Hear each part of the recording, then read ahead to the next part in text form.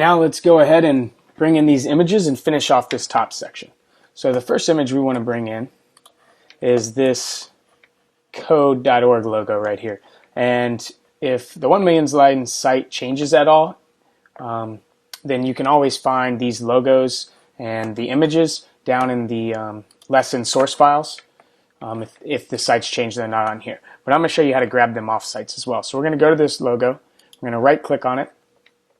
And we're going to save image as. And we want to go into our desktop because that's where our first site file is.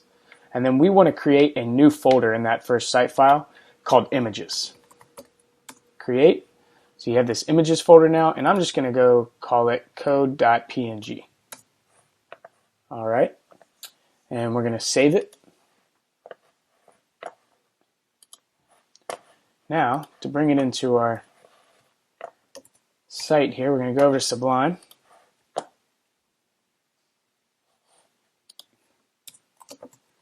And we're going to put this image. Now you're going to see a new tag here, an image tag, img. And an image tag is interesting. Well, first of all, let me put this. Image tag is interesting because it has no closing tag. It's just one tag, an opening tag.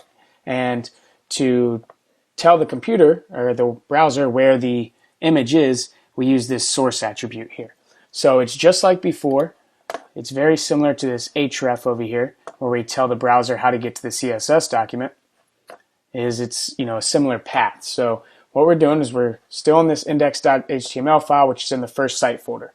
So to get to that image, we look for the images folder, and we go into it, tell the browser to go into it, and then the file is called code.png. So let's save that. And nice, now you see code.png. And there's some other things we can add here. You see how different tags, we've used classes, you see role here, we have source. These are all called HTML attributes for that tag. So the image has two other attributes that are important. The first one is title. So we're going to call it code.org logo. And this title is what shows if you scroll over the image for long enough. So I'll show you here in a second. The other one is alt. And this is what's going to show if the image loads improperly. Like if you've ever seen a site and the images are broken and there's text within the square, then that's what was in their alt attribute code. So we're going to reload the page. Scroll over the image so you can see code.org logo. Exactly what we put in here for title. So different HTML tags have different attributes that go along with it. These are the three important ones for image. You can also use height and width, and you can check out W3 Schools. W3 Schools image tag to see all the different attributes you can use, and you can do that with all types of different HTML tags as well. All right. So we have this here. Now we need to get the right background. So we're going to go over here and we're going to inspect this element. Notice the difference between, right clicking on this, and we have the option to save the image, copy the image URL, copy image, then right clicking on this and we don't have that option. That's because this background image right here, or this is a background image, and it's in the CSS. So you can tell the Jumbotron, covers that whole area, and see they have this background attribute right here. So we're going to right click on this, and now you see these options. So we're going to say open link in new tab, which will open the image, and you see the image here. So let's go ahead and save this image. We're going to save it just like the other one in the images folder, and this one's going to be hero_image.jpg. So we save that. Now we're going to come over here to our custom CSS. And remember, it was a background image for the div with the class of Jumbotron. So we're going to say background image And for this, we had the href for the CSS documents. We had the source for the image. When you're doing a background image in CSS, it's URL. And where it's similar as the other ones, we're going to give it a path to get to the image from this custom.css document. So we're no longer in this index.html document. We're now in this custom.css document, which is in the CSS folder. Now remember earlier I talked about 2 dots and this backslash escapes, and I forgot, I gotta put this around here, put quotations. 2 dots and this backslash escapes from the current folder. So it's saying get out of the current folder, which is CSS. Now we're in the first site folder. So now we want to tell it to look for the images folder and then the hero image.jpg. That should do it. Let's make sure. Beautiful. Very nice. So we have the image there. And what we need to fix now is we need to fix this text here.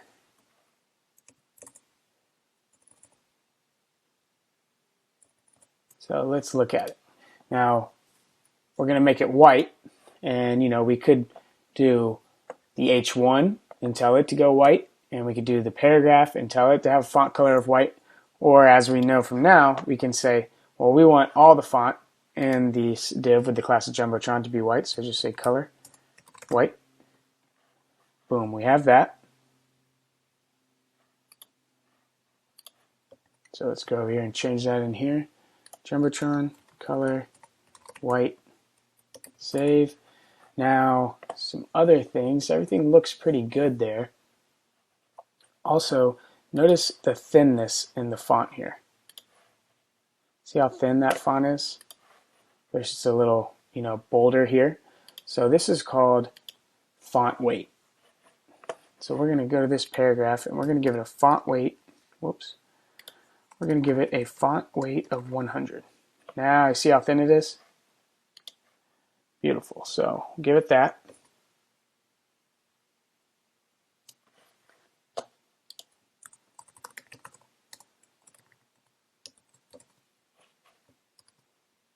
All right. And one thing I want to do is I want to bring this in a little bit, and because I don't like how wide it is. Remember how we talked earlier, so this Jumbotron, this div with a class of container contains, this H1, this paragraph with the link here, and this image here, and it gives it a width of 1170, okay? Well, these H1s don't have a specified width, and the paragraphs don't have a completely specified width of exactly what it is, so it listens to the container. So it says it should be a width of 1170, and I want to push this in a little bit. So I'm going to give it a padding. Let me make sure that I already have a padding here. All right, we haven't given it any padding. I'm going to give it a padding top 0, because it's already that way. But to bring it in some, to push it in on the side some, I'm going to give it a padding of 20 pixels. Let's give it a little bit more, 40 pixels. We'll go 50 pixels. That way this is nice and on its own line. And so what it does is it pushes in, since the width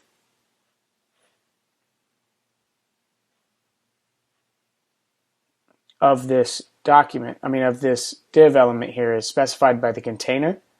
What the padding does is goes in on that, so it pushes the text in a little bit.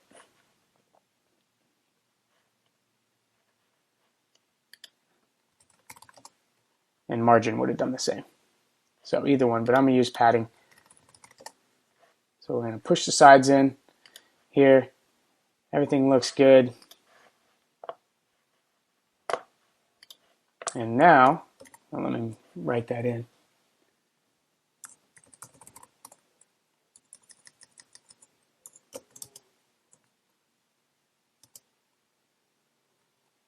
What did we say, 50 pixels? All right, so I pushed it in. and then we're going to change this image right here.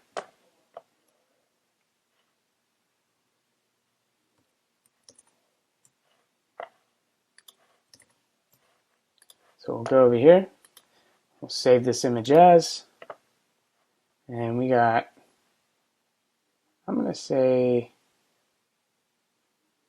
top logo, just so we don't have to write as much. But you can name it whatever you want.